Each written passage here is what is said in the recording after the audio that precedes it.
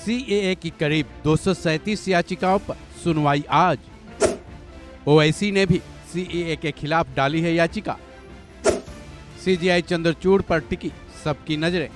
लोकसभा चुनाव से ठीक पहले पूरे देश में नागरिकता संशोधन अधिनियम लागू कर दिया गया, जिसके बाद अब ये मामला सुप्रीम कोर्ट तक पहुंच चुका है।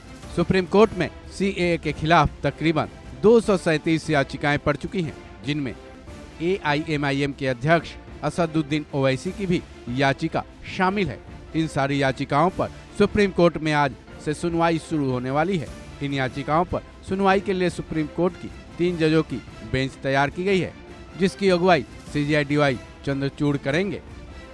सीजेआई के साथ इस बेंच में जस्टिस जेबी पारदीवाला और जस्टिस मनोज मिश्रा शामिल हैं।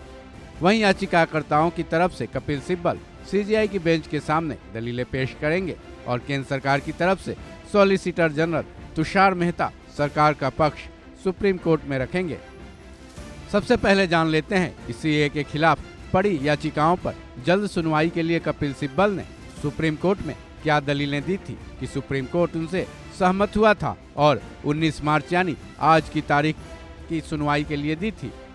कपिल सिब्बल ने 15 मार्च को सुप्रीम कोर्ट में दलील दी थी कि सीएए 2019 में पारित किया गया था। उस वक्त इसके लिए कोई नियम नहीं थे, इसलिए किसी तरह की रोक लगाने की गुजारिश नहीं की गई थी।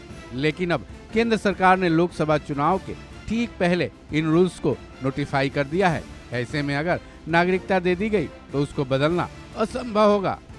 इसके लिए सिब्बल ने सीजेआई की बेंच के सामने गुजारिश की थी कि सीएए की अंतरिम आवेदन पर जल्द सुनवाई की जाए। कपिल सिब्बल की दलील से सीजेआई की बेंच सहमत दिखी थी।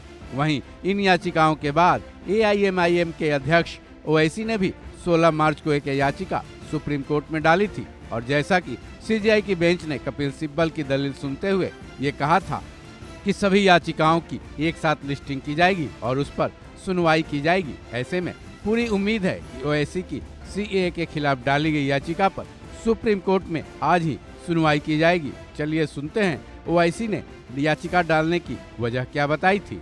अगर आप इस लॉ के उस रूल्स के तहत उन तमाम लोगों को दे देंगे सिटीजनशिप जिनका रिलीजन इस्लाम नहीं है, तो ये बड़ा ही नाइंसाफ़ी होगी उन लोगों के लिए, उन मुसलमानों के लिए जिनका नाम नहीं आया। दूसरा इम्पॉर्टेंट पॉइंट ये है कि सुप्रीम कोर्ट ने 1960s या 70s में एक जजमेंट में कहा था कि अगर कोई एल्योरमेंट आप देते हैं किसी को अपना रिलीजन बदलने के लिए तो वो भी एक क्राइम है।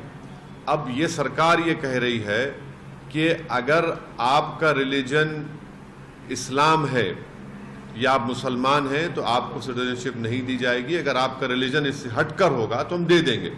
तो ये भी एक किस्म का एल्योरमेंट है। इसीलिए हम सुप्रीम कोर्ट के पास गए हैं और सुप्रीम कोर्ट से हमारे फाजिल वकील जनाब निज़ाम पाशा साहब हैं और हमको उम्मीद है कि सुप्रीम कोर्ट इस पर देखेगा। अब देखेंगे सुप्रीम कोर्ट में क्या होता है।